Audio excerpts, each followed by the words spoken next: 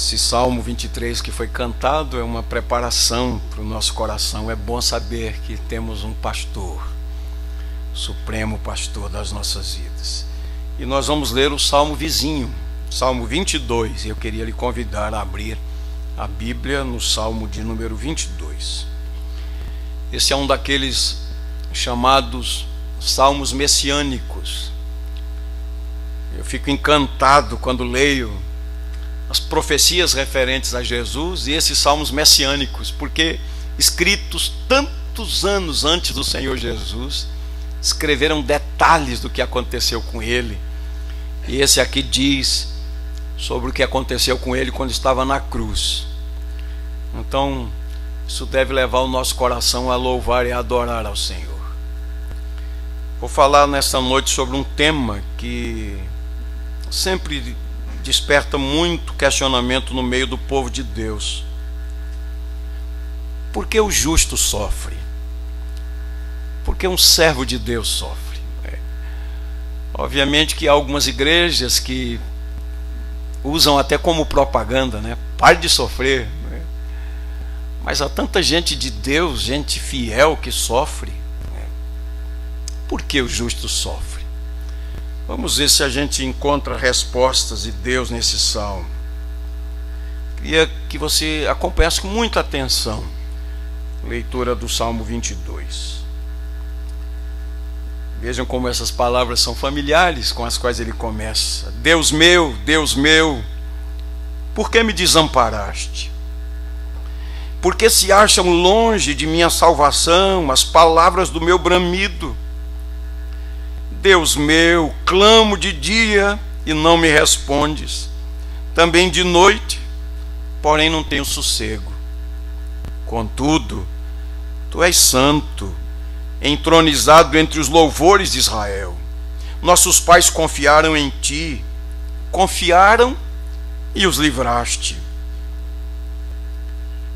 A ti clamaram e se livraram, confiaram em ti e não foram confundidos ou decepcionados.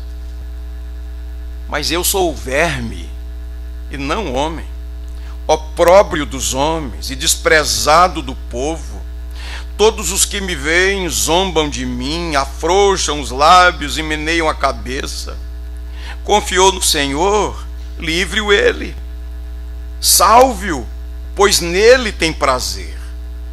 Contudo, tu és quem me fez nascer e me preservaste, estando eu ainda ao seio de minha mãe. A ti me entreguei desde o meu nascimento, desde o ventre de minha mãe. Tu és meu Deus. Não te distancies de mim, porque a tribulação está próxima e não há quem me acuda. Muitos touros me cercam, fortes touros de Bazã me rodeiam. Contra mim abrem a boca como faz o leão que despedaça e ruge. Derramei-me como água e todos os meus ossos se desconjuntaram. Meu coração fez-se como cera, derreteu-se dentro de mim, secou-se o meu vigor como um caco de barro, e a língua se me apega ao céu da boca. Assim me deitas no pó da morte.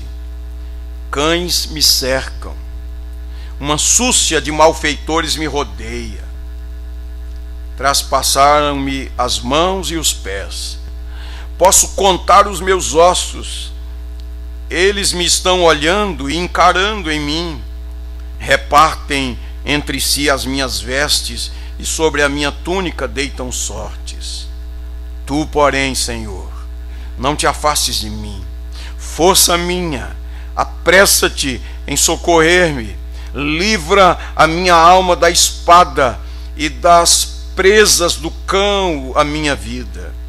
Salva-me das fauces do leão e dos chifres dos búfalos. Sim, tu me respondes. A meus irmãos declararei o teu nome, cantar-te-ei louvores no meio da congregação. Vós que temeis o Senhor, louvai-o, glorificai-o, vós todos descendência de Jacó. Reverenciai-o, vós todos posteridade de Israel. pois não desprezou, nem abominou a dor do aflito, nem ocultou dele o rosto, mas o ouviu quando ele gritou por socorro. De ti vem o meu louvor na grande congregação, cumprirei os meus votos na presença dos que o temem. Os sofredores hão de comer e fartar-se, louvarão o Senhor os que o buscam.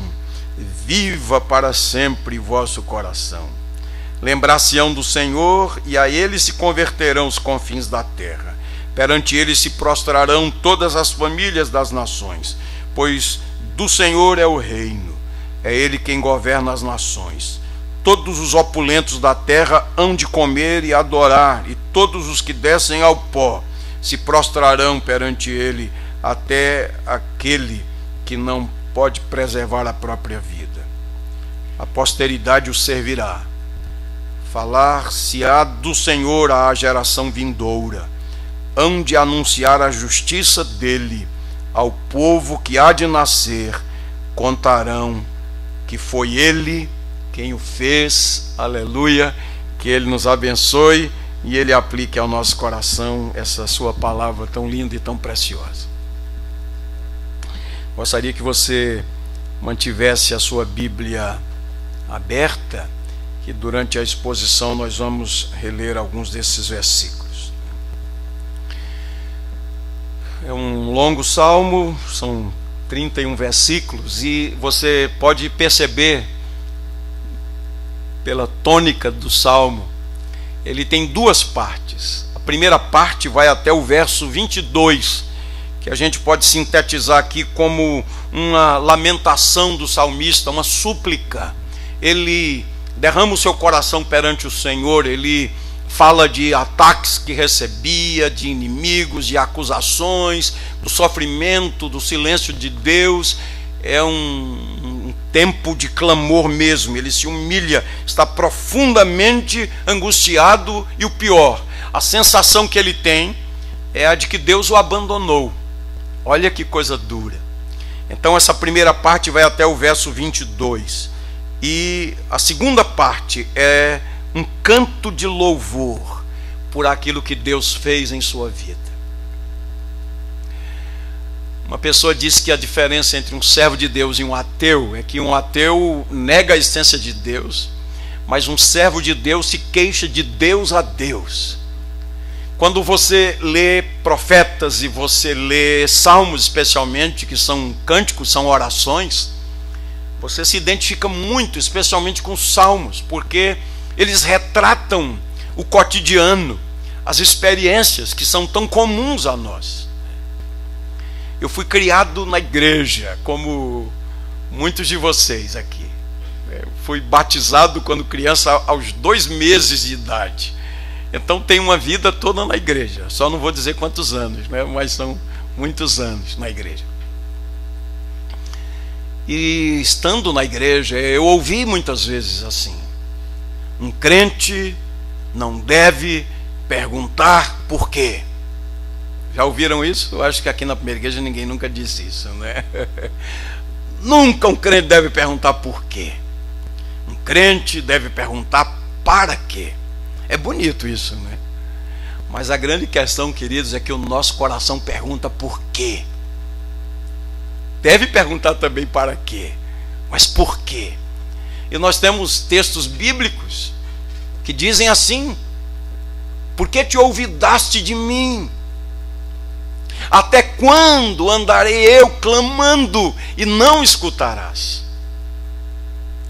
O profeta Abacuque orou, o pastor Clay pregou recentemente aqui: até quando gritar-te-ei violência e não atenderás? O salmista, no Salmo 77, começa a descrever seu sofrimento, só para a gente ter uma ideia da realidade dele. Ele disse: as minhas lágrimas têm sido o meu alimento dia e noite. Dia e noite. E ele começa a levantar alguns questionamentos. Senhor, caducaram as tuas promessas? Onde estão as tuas promessas? Será que caducaram? Na tua ira terás esquecido a misericórdia?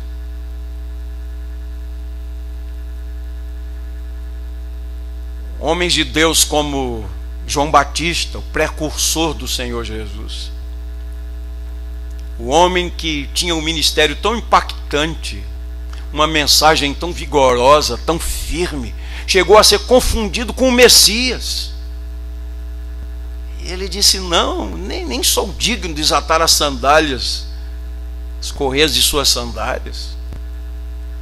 O homem que disse: eis o Cordeiro de Deus que tira o pecado do mundo. Quando João Batista foi preso, ele mandou mensageiros a Jesus com a pergunta: tu és o Messias mesmo que estamos esperando, ou havemos de esperar outro? Um profeta admirável, é o meu preferido, o profeta Jeremias. Que homem de Deus, como sofreu oposição, tinha uma palavra de Deus.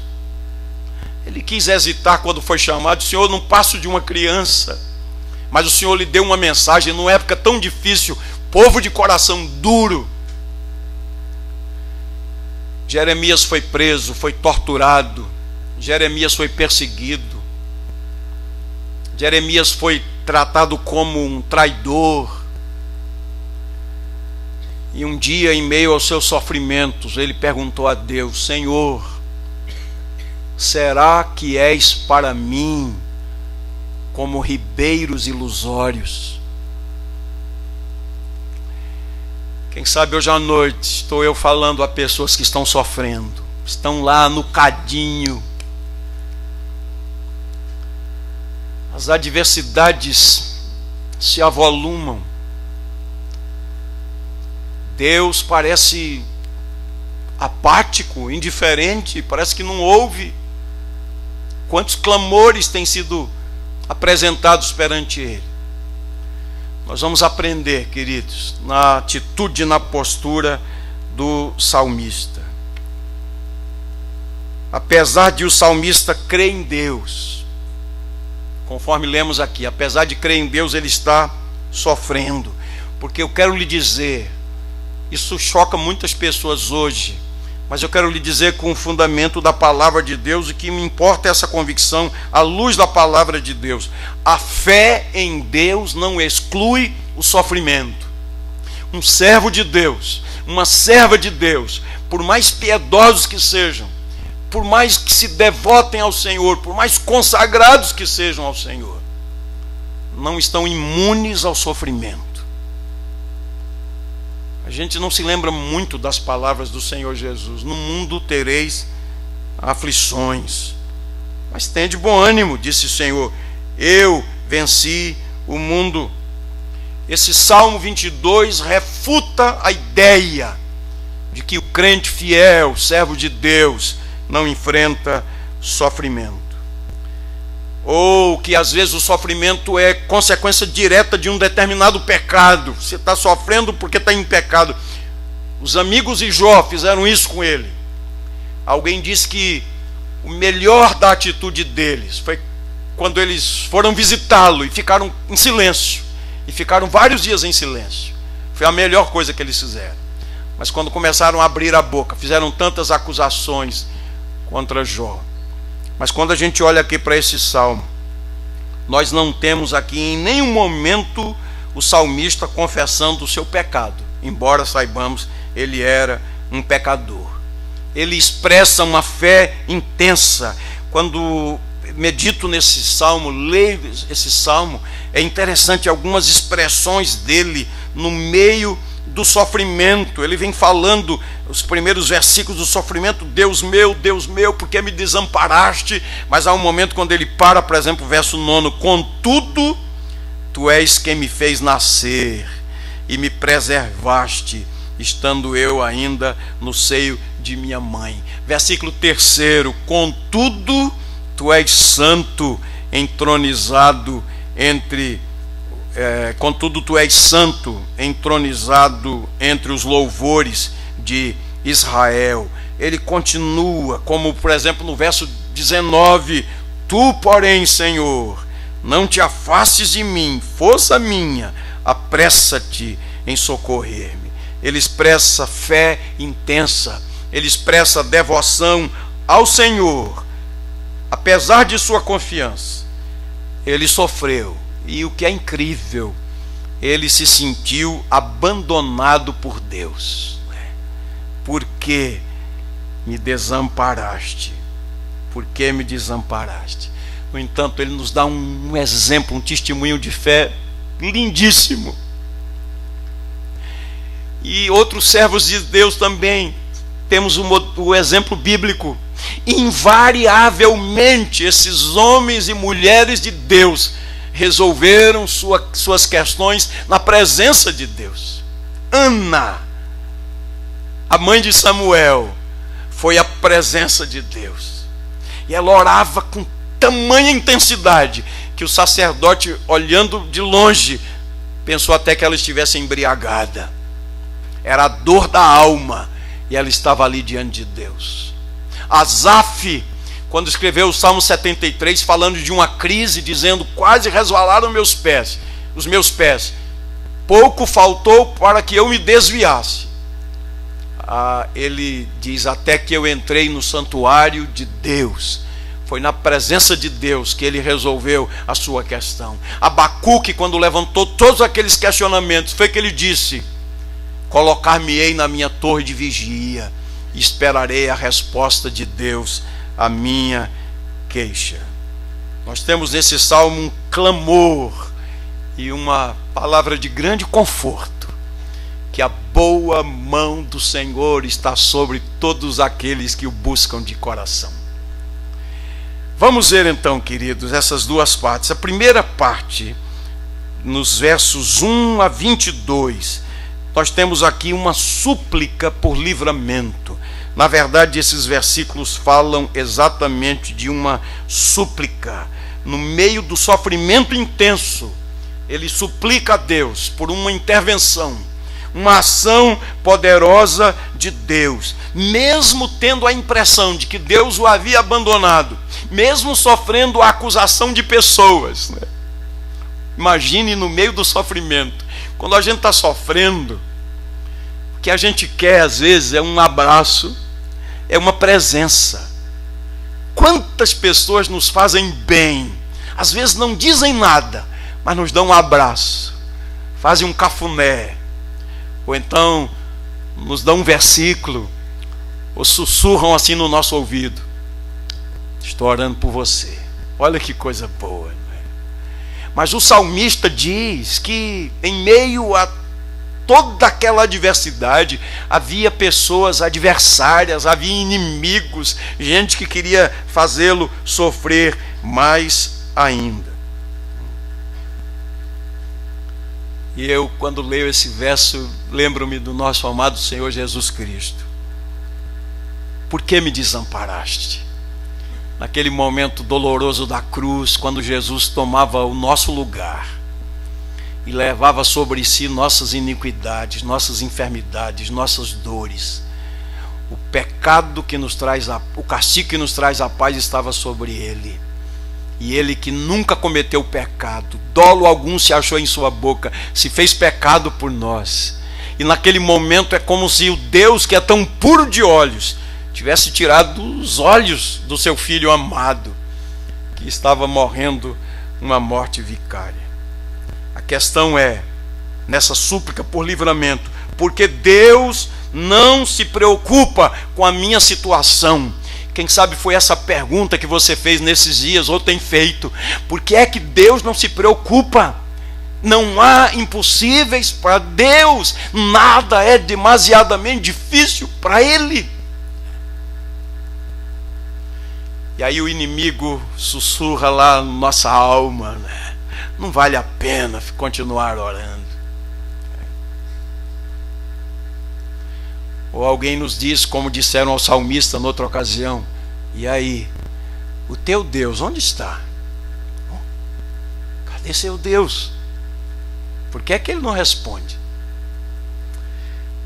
Queria dividir esses 22 versículos em 5 partes breves, só para a gente seguir aqui, porque são tantas informações do Salmo. Primeiro ponto aqui dessa primeira divisão, primeira subdivisão, que é o primeiro ponto, súplica por livramento. E a primeira subdivisão vai dos versículos 2 a 5, que ele trata aqui do silêncio de Deus. Ele clamou ao Senhor de dia e de noite, mas não obteve resposta. Eu fico imaginando essa situação, né? Verso 2: Deus meu, clamo de dia e não me respondes. Aí ele diz: eu vou para a reunião de oração na terça-feira. Também clamo de noite, porém não tenho sossego. Essa é uma questão teológica difícil. A aparente ausência de Deus, o silêncio de Deus. O silêncio de Deus se torna uma provação para a fé, porque é isso que ele está dizendo. Versículo 3, vejam que mesmo assim, mesmo diante do silêncio de Deus, da aparente apatia de Deus, mas ele dá um testemunho de fé. Ele reconhece que Deus é o Todo-Poderoso, ele está entronizado entre os louvores de Israel. Ele é o Todo-Poderoso. No entanto, ele está calado. Eu fico imaginando o salmista se lembrando de feitos grandiosos de Deus. Quando o Senhor se manifestou e aquele monte fumegou, quando o Senhor se manifestou e tirou água de uma rocha, quando o Senhor se manifestou e abriu o mar vermelho, os nossos pais passaram a pés enxutos. Quando o Senhor mandou o maná, quando o Senhor mandou as codornizes, o próprio Moisés olhou para aquela multidão e para o deserto e disse: Senhor, o rebanho aqui não seria suficiente. E o Senhor disse: Moisés, será que os meus braços encurtaram? Mas ele dá um testemunho de fé: o Senhor é o Todo-Poderoso. Os versículos 4 e 5 mostram o salmista recapitulando a história do povo de Deus, e agora o contraste com a história do povo de Deus e a sua realidade, isso se torna mais ainda gritante, não é? Quando Deus chamou Gideão para ser juiz, era uma época difícil da história do povo de Israel, porque o povo plantava e quando estava na época da colheita, vinham os midianitas e arrasavam com tudo. E quando Deus chamou Gideão, Gideão fez uma pergunta a Deus: o que é feito das maravilhas que os nossos pais nos contaram quando o Senhor nos tirou com mão poderosa do Egito? E ele está pensando exatamente assim: quando os nossos antepassados confiaram em Deus, o Senhor os livrou. Quando eles clamaram, eles foram salvos. Agora vejam o conflito: eles clamaram e foram salvos, eles buscaram, foram atendidos. E se o Senhor é imutável, porque o Senhor é o Todo-Poderoso, é o Senhor não muda, então por que é que eu clamo e o Senhor não escuta? Primeiro, o silêncio de Deus. Segundo lugar, ele faz a comparação entre as experiências, né? Vejam aí no versículo 6, essa conjunção mas. Ele diz, quando ele pensa no povo, na história, nas intervenções de Deus e olha para a sua vida, ele diz: mas eu sou verme e não homem, opróbrio dos homens, desprezado do povo. Ele faz o contraste da sua própria vida e os seus antepassados. Vejam que no sofrimento ele se desumanizou. Já pensou nisso? Já passou por experiência assim? No meio da dor, do sofrimento, a gente se desumaniza. Eu sou uma coisinha, não sou nada. Ele disse aqui, um verme. O que é um verme? É assim que ele se sentia. E como eu disse no início, esse é um salmo messiânico. Você imagina o nosso amado Senhor Jesus Cristo. Foi assim que ele foi tratado, queridos. Isaías 53:3 diz que ele foi o mais rejeitado entre os homens, homem de dores, e que sabe o que é padecer. E Isaías escreveu: e como um de quem os homens escondem o rosto. quando estava estudando esse salmo, fiquei pensando agora no trato de uns para com os outros. No caso do Senhor Jesus, viraram o rosto para ele, foi desprezado, rejeitado. Eu estava pensando em algumas questões assim. Às vezes nós agimos da mesma maneira em relação aos aflitos, aos famintos e aos enfermos. Às vezes nós os escondemos quando os vemos. Às vezes, quando percebemos o sofrimento, nós mudamos de lado da calçada, nós entramos noutra rua. E eu queria deixar aqui, abrir um parênteses e fechar rapidamente, dizer que aqueles que estão sofrendo precisam do nosso amor e do nosso cuidado. Não devem ser desprezados como se fossem menos humanos e menos dignos da nossa compaixão do que outros. Eu tinha separado aqui um texto que é muito conhecido, nem precisa abrir a Bíblia, eu vou ler rapidamente. Faz parte daquele sermão profético de Jesus, e quando ele está falando do fim, em Mateus capítulo 25, ele fala do grande julgamento, e o Senhor diz assim: quando vier o Filho do Homem na sua majestade, todos os anjos com ele, então se assentará no trono de sua glória, e todas as nações serão reunidas em sua presença, e ele separará uns dos outros, como o pastor separa o cabrito das ovelhas. Porá as ovelhas à sua direita, mas os cabritos à esquerda. Então dirá o rei aos que estiverem à sua direita: vinde, benditos de meu Pai, entrai na porta do reino que vos está preparado desde a fundação do mundo. Porque tive fome e me deste de comer, tive sede e me destes de beber, era forasteiro e me hospedastes, estava nu e me vestistes, enfermo e me visitastes, preso e fostes ver-me.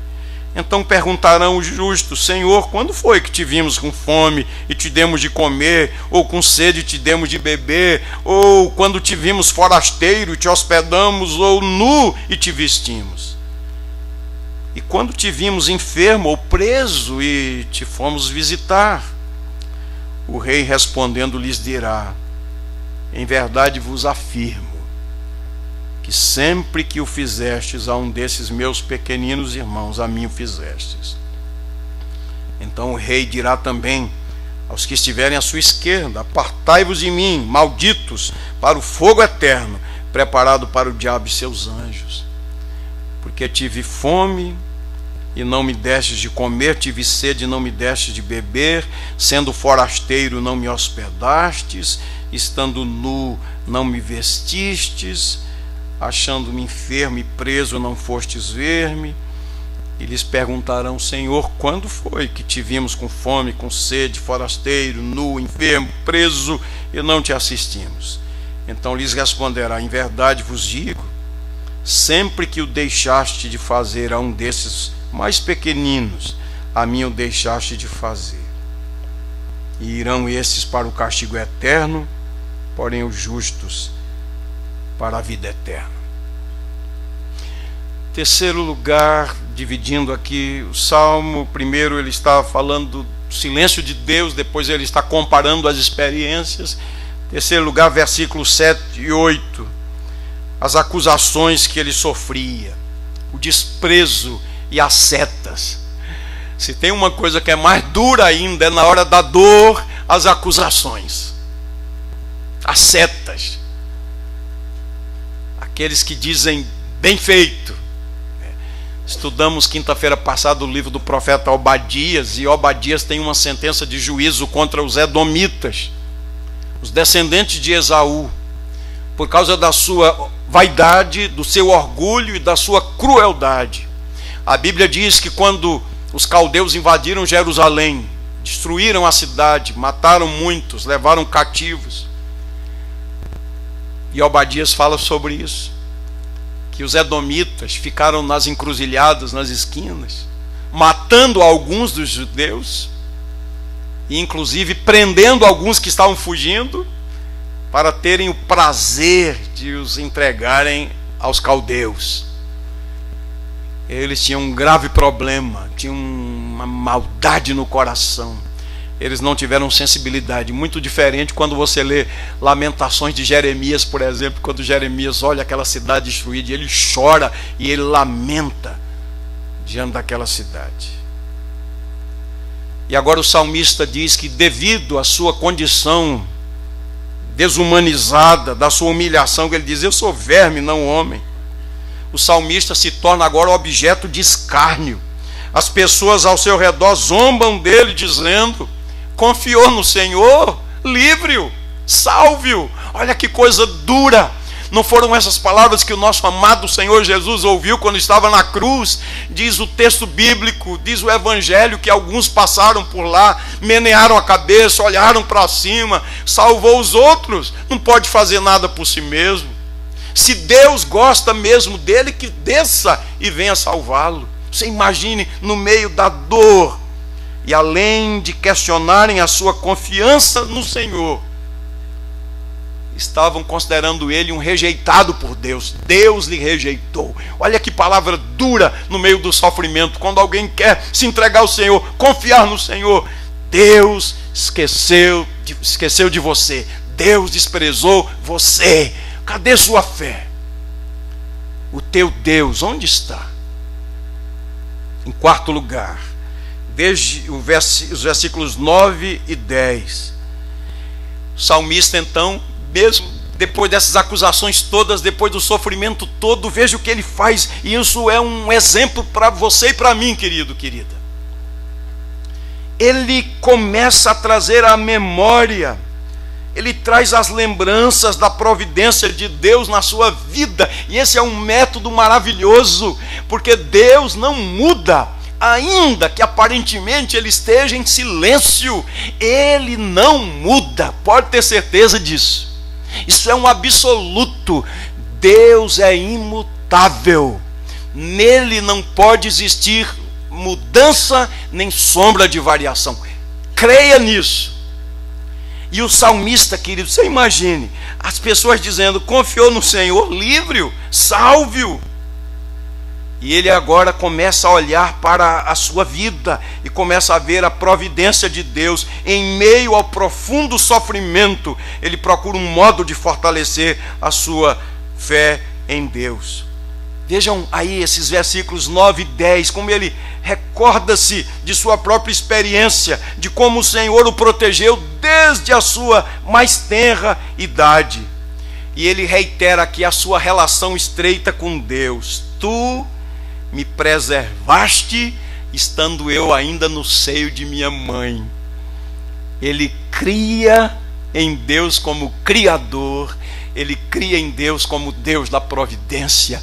E eu quero lhe dizer, meu irmão, minha irmã, você que está passando por esse cadinho, sua alma tem muitos questionamentos, mas que pela graça de Deus, sua fé, que é um dom de Deus, ela seja fortalecida. Você seja conduzido a olhar para o Senhor, olhar para Ele. Ele não muda. E olhe para a sua própria história, veja quantas intervenções de Deus, quantas manifestações da sua graça.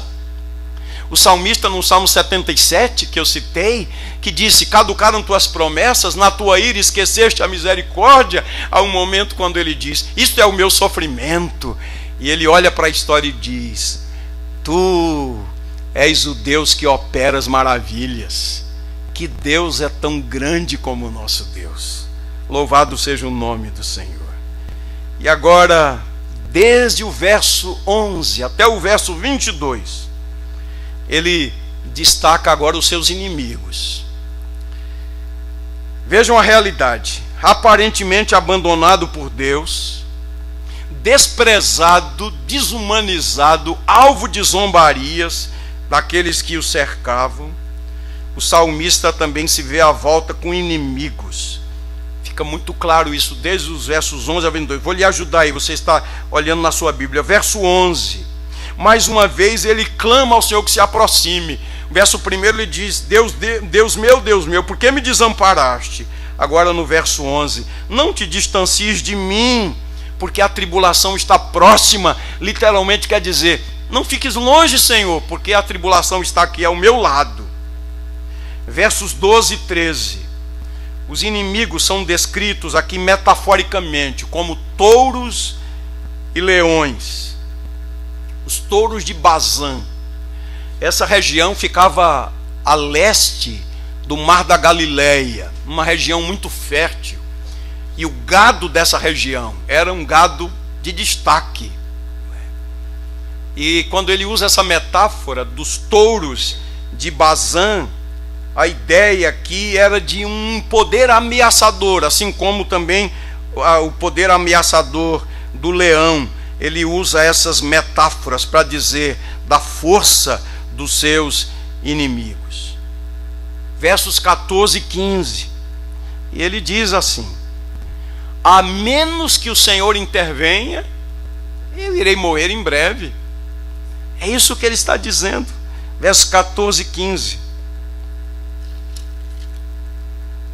Derramei-me como água, e todos os meus ossos desconjuntaram, meu coração fez-se como cera, derreteu-se dentro de mim, secou-se o meu vigor como um caco de barro, e a língua se me apega ao céu da boca. Assim me deitas no pó da morte. Verso 16, só para a gente pensar, entender a intensidade do seu sofrimento. Ele perdeu toda a sua força. No entanto, ele está dizendo: meus inimigos são como cães que estão farejando ali em torno de um homem morto. Ele está tão debilitado pelo sofrimento. E aí nós temos, mais uma vez, uma referência profética, com referência ao Senhor Jesus, versos 17 e 18. Quando prenderam-no e começaram a repartir entre si as suas vestes, mesmo antes da sua morte. E olha aí para o verso 19, a primeira parte, a parte A. A proximidade da morte levou o salmista novamente em oração, dizendo: não te afastes de mim. E aí na segunda parte do verso 19 até o verso 22, olha aí, imagine essa realidade. Uma vez que todas as suas forças se foram, ele não se dirige mais a Deus como Deus meu. Não é que ele esteja apostatando da fé. Ele chamou Deus meu, verso 1, verso 2, verso 10. Mas agora ele está tão debilitado que ele chama a Deus de minha força.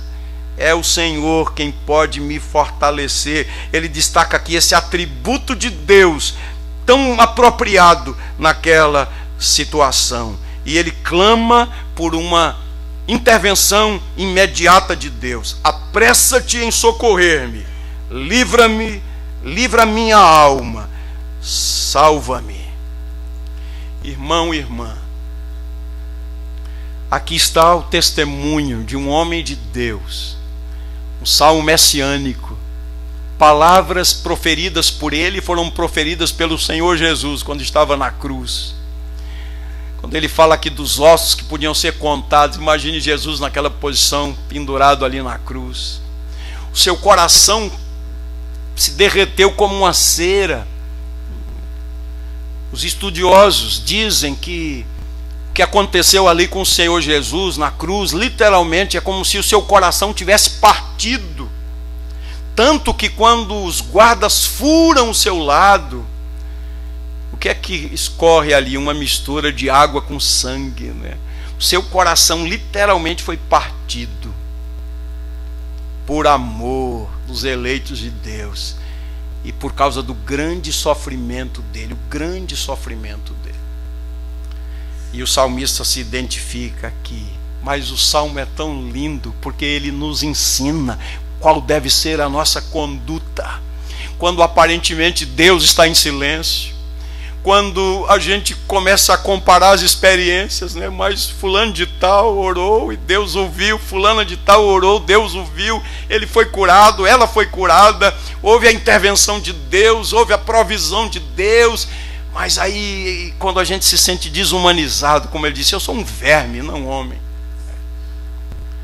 Ou quando aquelas pessoas que questionam a fidelidade de nossa fé estão dizendo: cadê o livramento de Deus? Ou quando nos dizem: de que adiantou você passar esses anos todos na igreja? Que adiantou isso? Você ia domingo de manhã e à noite, ia para o ensaio, e você ia para a reunião de oração, estudo bíblico, fazia parte de um departamento, você ia para as viagens missionárias, você trabalhou na escola bíblica de férias, e de que adiantou isso? Onde está o seu Deus? Onde está o seu Deus?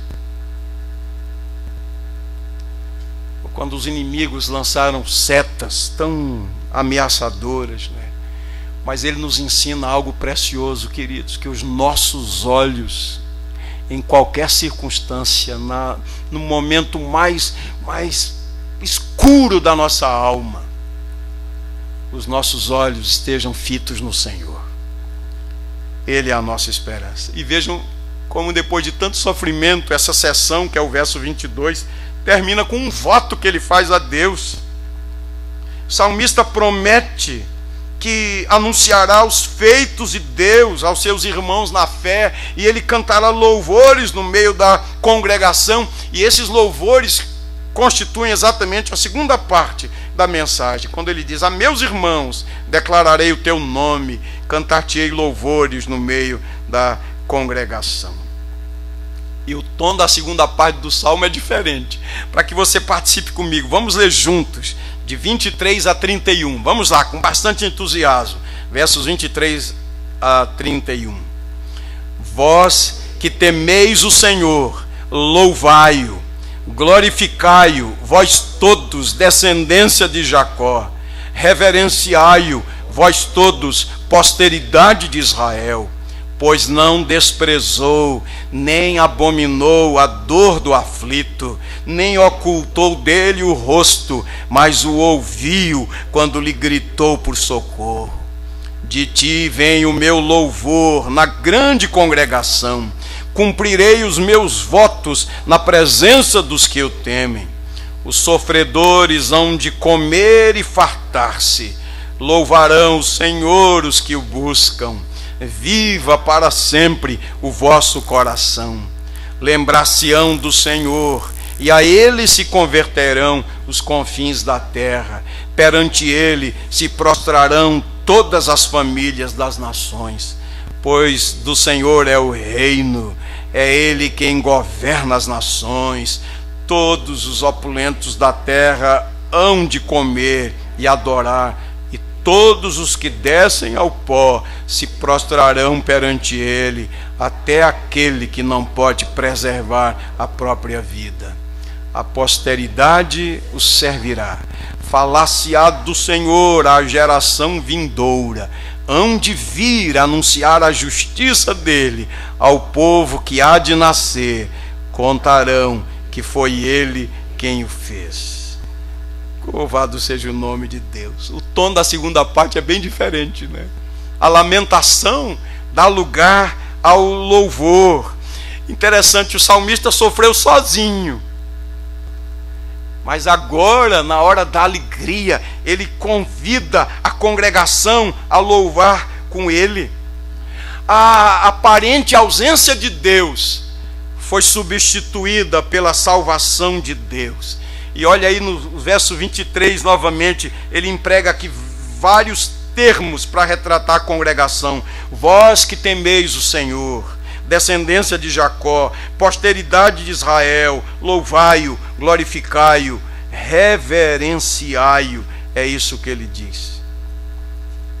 Verso 24, ele garante: o Senhor ouviu a minha oração.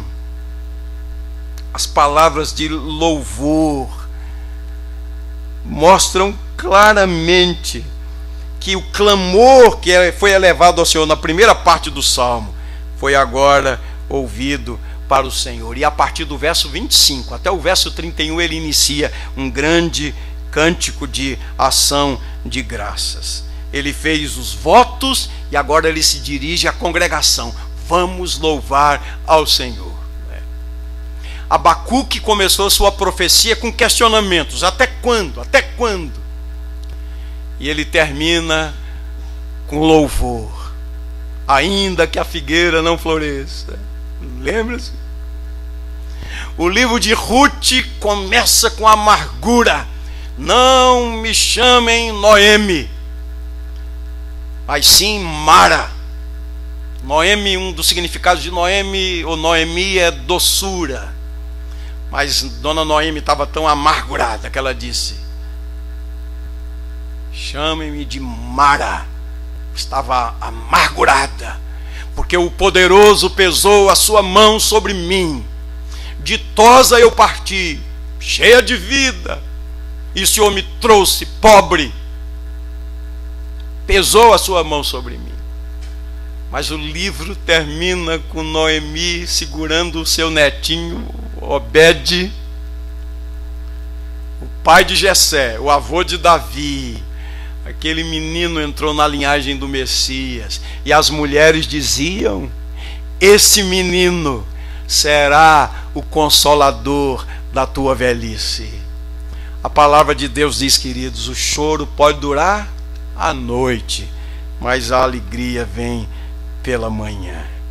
O salmista celebra a bênção de Deus sobre todos os que o buscam, como ele diz aqui, versos 26 e 29, sejam ricos ou pobres, fortes ou fracos, todos da terra são convidados a louvar ao Senhor. E ele está dizendo aqui, as gerações futuras saberão que o Senhor é Deus, que nele há livramento.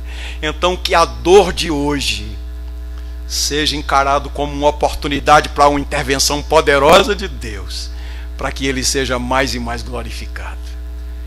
Eu queria terminar, queridos, fazendo algumas breves aplicações. Esse Salmo 22 traz equilíbrio à vida cristã. Percebam que ter fé não evita automaticamente o sofrimento.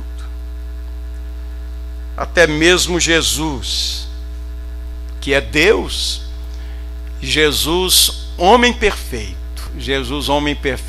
sofreu. E como ele sofreu? O mais desprezado entre os homens, homem de dores, e que sabe o que é padecer. Seus seguidores também sofrerão tribulações. A boa notícia que eu quero trazer hoje à noite é que Deus está perto. Mesmo quando aparentemente Ele estiver em silêncio, Ele está perto. Mesmo quando pessoas vierem a questionar a nossa fé, perguntando: cadê o livramento de Deus? Onde está a salvação? Onde está Deus? Eu quero lhe dizer em nome do Senhor, Ele está perto. Ele está perto. É por isso que o salmista, inspirado pelo Espírito Santo, escreveu: bendirei o Senhor em todo o tempo, o seu louvor estará sempre nos meus lábios. Gloriar-se-á no Senhor a minha alma, os humildes o ouvirão e se alegrarão. Engrandecei o Senhor comigo, e todos a uma lhe exaltemos o nome. Busquei o Senhor, e Ele me acolheu, livrou-me de todos os meus temores. Contemplai-o e sereis iluminados, e o vosso rosto jamais sofrerá vexame. Clamou esse aflito, e o Senhor o ouviu, e o livrou de todas as suas tribulações. Perto está o Senhor dos que têm um coração quebrantado, e salva os de espírito oprimido. Mais adiante ele diz: muitas são as aflições do justo, mas o Senhor de todas o livra. Louvado seja o nome do Senhor. Essa boa notícia eu quero lhe deixar. Ele está perto. Ainda como aplicação, devemos acautelar-nos daqueles que propagam uma fé cristã sem sofrimento. Não há fundamentação bíblica. Se Jesus, o Senhor, sofreu, porque seus discípulos seriam poupados. Outra coisa que é muito importante dizer: nem sempre o sofrimento indica a presença de pecado na vida de pessoas. E nem sempre o sofrimento é sinal de que Deus abandonou. O sofrimento não é sinal de que Deus abandonou. Nem sempre o sofrimento está ligado diretamente a um determinado pecado. E sofrimento não é sinal de que Deus desamparou. Queria lhe convidar nessa noite a exercitar a sua fé viva no Senhor. Dizer que esse é o nosso Deus. Há um privilégio que tem aqueles que estão em Cristo Jesus, é que tem uma relação viva com Ele, comunhão com Ele, intimidade com Ele. A fé é um dom de Deus, porque a nossa tendência é sempre olhar para as circunstâncias. E quando a gente, pela graça de Deus, consegue enxergar para além das circunstâncias, quando a figueira não estiver florescendo, quando não houver fruto na vide, e a gente dizer assim: todavia, eu me alegro no Senhor. Como falou com muita propriedade John Piper,